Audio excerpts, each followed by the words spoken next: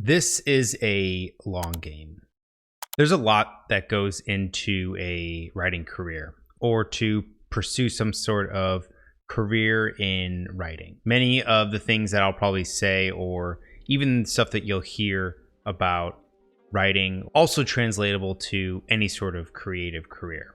The other thing that you will often find as well is that everybody's career looks a little bit different. My own creative career is going to look very different from other people, even people that are in the same industry or that do something similar. A little bit about me first is that I am a full-time writer, editor, and the creator of Wrestling with Words. I've published over a dozen or so short stories in the past year or two and have recently finished a novella. Now, I also, in addition to that, do some other writing and creative things, mostly in the video game industry, but also do script writing and some other writing services. So again, my career is going to probably look very different than other people in my industry, but I think there are some through lines that can be applied or at least pulled from maybe that will apply to you. So the first thing, this is a long game. Just like many creative careers, it can be a very grinding process. Specifically though, talking about writing is that this is a long investment that you will have, whether that is in the process of actually writing your first book or story or whatever it is, or it will be in the path to publication even after you might have finished writing. There's no way around this, there's no shortcuts, and there's no kind of easy foot trail that we can follow on this path. Whether it's on the writing itself or the time in between projects, it can be very unpredictable about the amount of time we might spend on something or the amount of time between projects. This can be even just coming up with ideas or outlining or the pre-writing sort of routine that you might go through. Depending on your style, the amount of time that you can even allot to it, or even the type of writer that you might be, this can take weeks, months, or even years to complete. And this process really doesn't change much between short fiction and long fiction. As someone who has written in both, the process of coming up with a compelling short story or even outlining a well-structured short story can often take longer than coming up with an outline or at least an idea or concept for a full-length novel. Similarly, even coming up with an entire novel idea or the concept behind a full manuscript can sometimes be easier or take less time than trying to outline a single chapter or even just one scene. But writing and even outlining can be subjective, and this sometimes can depend on the writer behind the keys. Something that's a little bit less subjective and something that we should also have a realistic standard or expectation for is the actual path and the time it takes to get published. There are essentially three paths to publication. There is self-published, traditionally published, and being hybrid published, which is a combination of both self and traditional. Self-publishing can often feel like the quickest path to publication because you don't have to go and query agents or go on submission or try to find a publisher to pick up and sell your book to. But we also have to remember that that whole process should still be incorporated into a self-published work.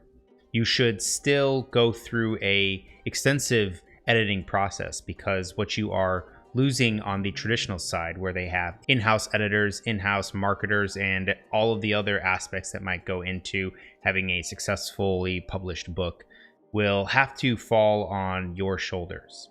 Going the self-published route, we should still look to have our book edited or at least professionally reviewed. You will still have to jump through the same hoops, but maybe you will have a little more say in what those hoops are and when you want to do them.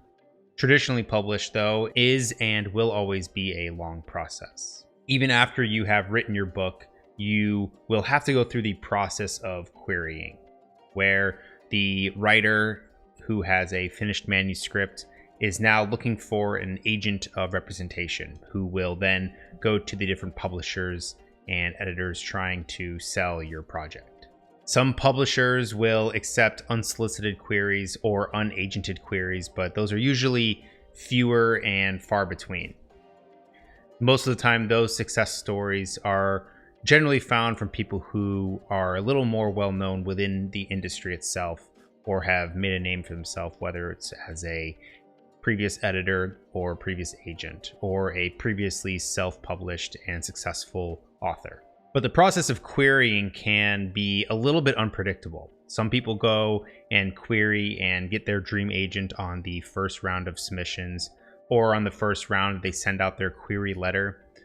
Others will go years and years and years without ever finding an agent until one day one sees their manuscript and wants to support it. But beyond that, the more hard and firm time frame that we're looking at when it comes to going down the traditional path is this will probably be from the moment that you get representation and have an agent pick up your book and want to pitch it and sell it to the different publishing houses.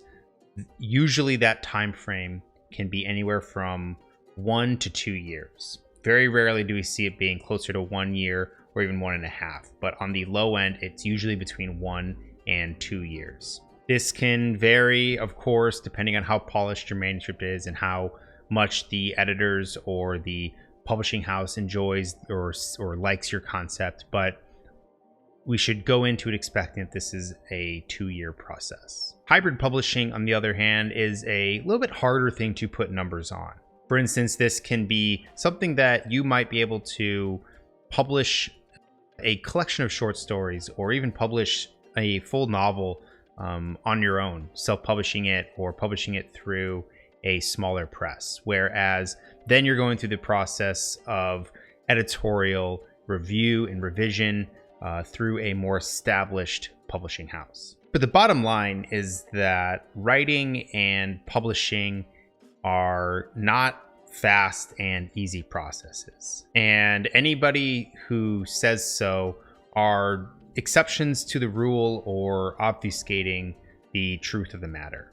There's no real shortcut to writing, and there's no real shortcut to publishing.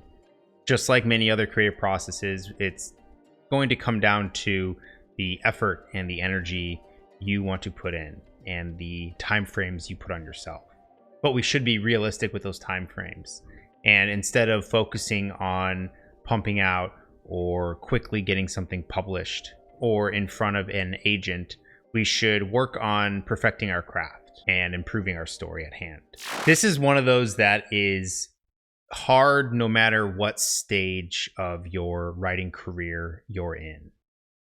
Failure and rejection are part of this process of improving on our craft. We oftentimes don't know what we're doing incorrectly or don't know what we're doing wrong until either something is rejected or we are given sort of criticism on that thing.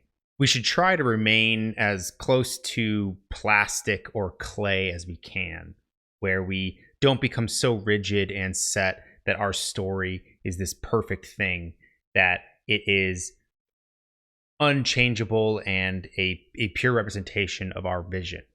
We should always be considering outside perspectives or even what might be working, what might be broken, or what we might not just be doing well. And I don't necessarily mean failure and rejection as being just the rejection slips that we might get when we are querying something. Those, of course, will come, and those, of course, are something that every writer will go through. A big part of that failure and that rejection, though, that I'm talking about is the constructive and creative process that comes after. Analyzing our stories and understanding what isn't working or why some things are being rejected are more important than the firm and even sometimes harsh and unwanted criticism. Rejection and critique are useless if there is nothing constructive about them, or if there is nothing to look at to help improve whatever might be wrong. We can either get this from asking for professional feedback, whether you're hiring a writer or a beta reader, or even seeking out some kind of service like that, or looking to your peers and even maybe critique partners.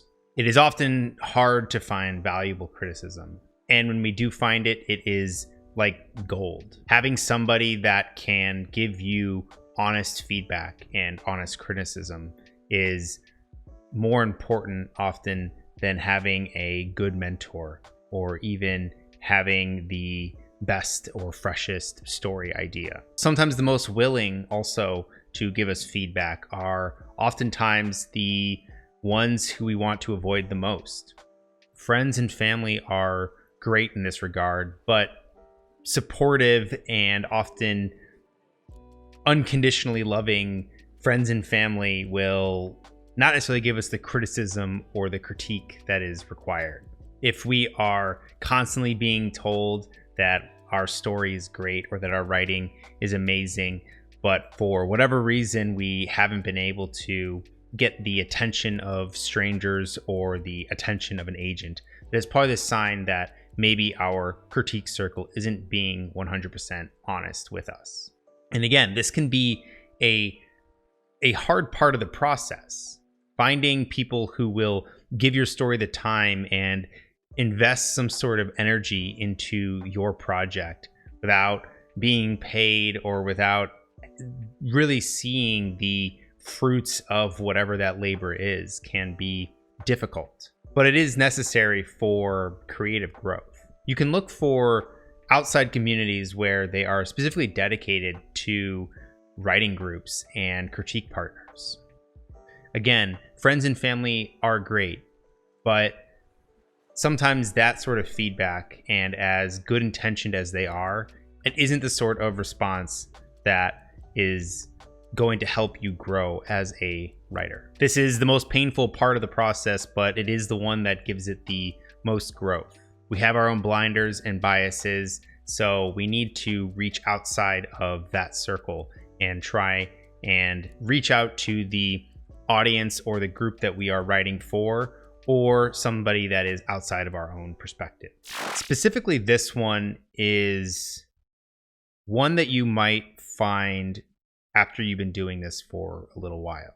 There's a lot of excitement and a almost feverish rush to get that first story published. And the minute that it happens, it is exhilarating and addicting. But after a little bit of time, that feeling sort of fades, and the feeling of irrelevance and being forgotten starts to come back. And we are then faced again with, we need to come up with another idea that is just as good as the last one or better. Resting on our laurels is something that I think a lot of creative careers find out that you have no opportunity to do. And I think that's the case for a lot of careers, but specifically for creative ones where we are sort of the only as good as our last creation. Or as a writer, you're only as good as your last good idea. This can be encouraging and discouraging at times. When we are able to create, or when we do finally come up with a great new idea or a concept we've been working on finally starts to click, and we can chase that rush of being published or having our work viewed and seen and read again, it can be exhilarating. But that feeling after can sometimes feel even heavier and even greater than the everything positive associated with publishing and writing and creating. There's this desert to oasis type of feeling where a lot of times we feel like we are wandering around, where maybe our first project is we begin at the edge of the desert, but we can see that first oasis. And once we step into that, it is a great feeling. But at the minute that we step out and we start wandering through that desert again, it can feel disorienting and even hopeless, especially if we start compounding with maybe ideas that feel lesser so, or we feel that we aren't executing the way that we did before. And then the rejections start coming in and piling in. But I think that we need to look at that and sit with that feeling for a little bit. This is where we can then work on the process of learning and growing. We can return to the process of how are we effectively brainstorming, or how are we effectively coming up with a compelling plot, or what's wrong with our characters. Once we get that feeling, and once we sort of feel as if we have no more good ideas, we can start to look at our processes.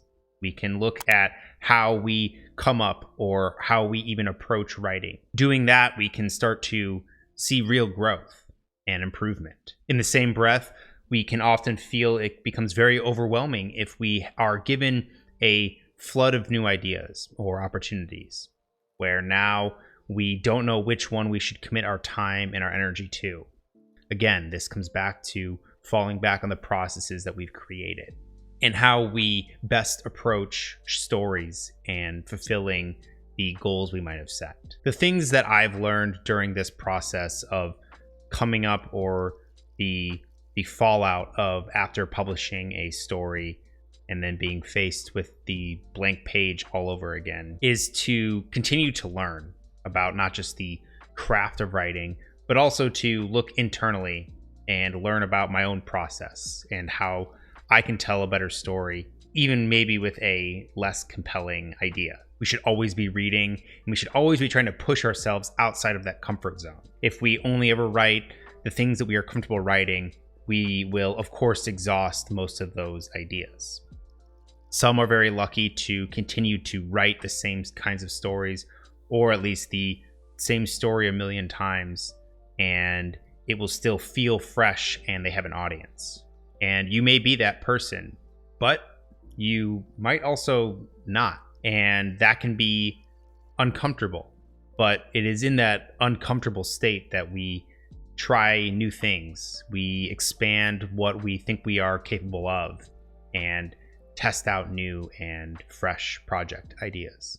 I think every writer or creative person knows that the act of creating can usually be a lonely and isolating process. And when it comes to the actual act of writing, this of course is a solo endeavor. There's only one person there at the keyboard hitting the keys, and that's you. No amount of external inputs or having somebody force your hands to the keyboard will either tell your story or make your story better.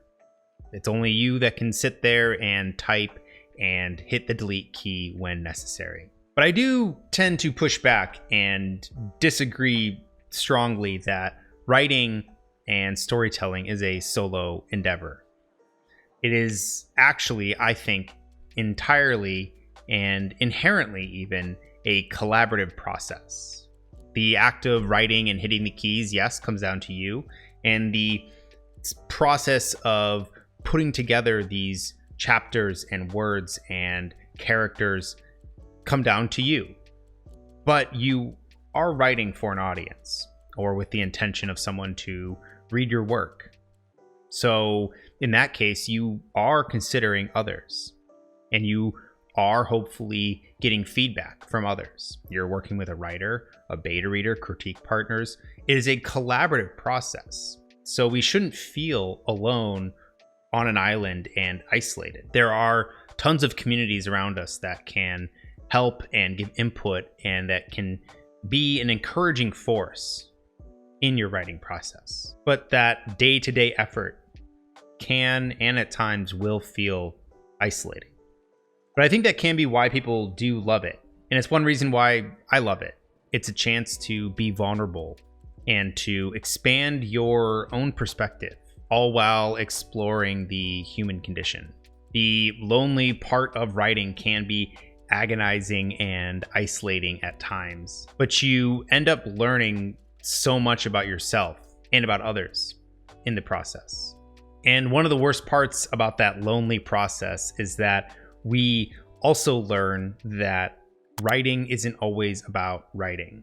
And a lot of our time, although we may want to spend it writing, will not be spent writing. There's so much more that goes into writing and having a career in writing, especially other creative careers. You have things like social media, marketing, networking with other writers, reading, and please, please, please always be reading something, researching, and even building the brand of the thing that you are creating. Even making these videos, for me, takes away from time that I could be writing, or I could be working on whatever project it is that I'm working on. But we need to understand all these other parts outside of the actual writing. The networking and socializing with our peers can be just as important as the writing itself.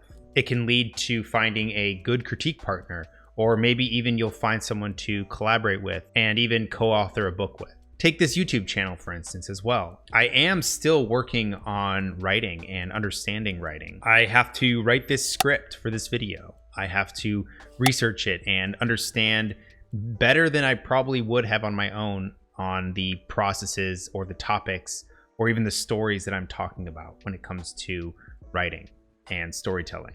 I also get to interact with other writers like you and learn about your process and the projects that you're working on or writing, or even some of the hangups you might be having.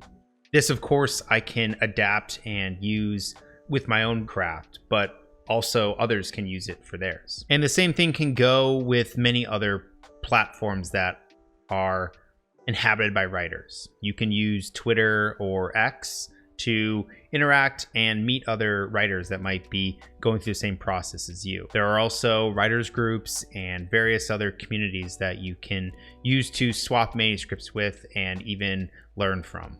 All of these don't have to be a transaction either. They can also be a place where you can establish friendships and relationships with people of similar interests, making this lonely solo endeavor a little less lonely.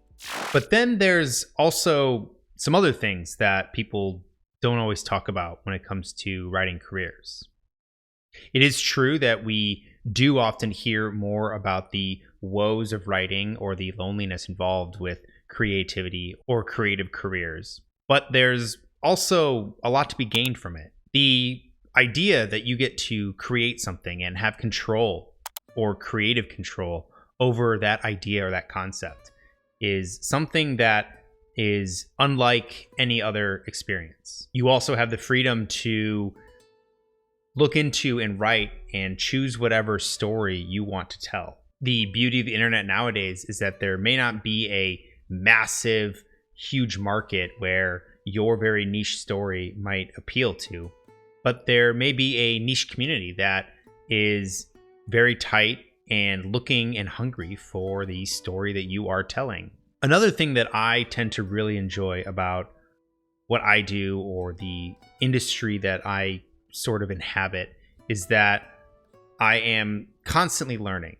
I am constantly learning about how to be a more effective writer, about how to tell better stories, and I am forced to learn new and expand on the skills that I have. Writing has led me to video creation, and for some others, writing has led them to social media marketing. There are tons of opportunities to learn and grow and develop new skills that, again, not a lot of opportunities or careers allow for. And of course, the other reward is that there are seemingly endless stories to tell and an endless amount of people to interact with. Both of these two things kind of go hand in hand.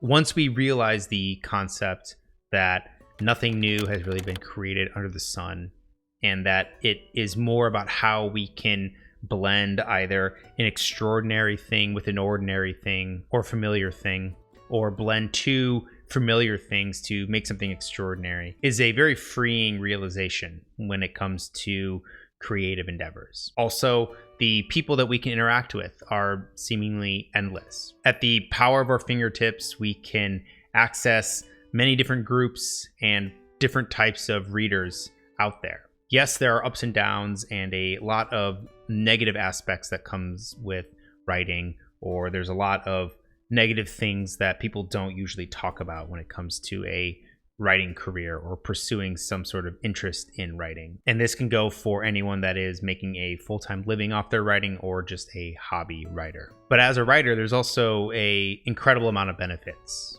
to pursuing this creative endeavor. It doesn't really matter if you like creating for the sake of creating, or like writing for the sake of writing, or have the aspiration to one day be traditionally published. There is so much you can learn about yourself going through each of these things, going through each of the ups and downs of writing. But the biggest thing is that you often go through this process, and when you come out on the other side, you have a better understanding of yourself, and you also have a better understanding of others. Thanks for sticking around to the end. My name's Cameron. I'm the creator of Wrestling with Words, and I appreciate if you've watched this far. Let me know if there's anything else that you thought that I missed or that other people don't usually talk about when it comes to a career in writing. As always, thanks for watching, and I'll see you next time.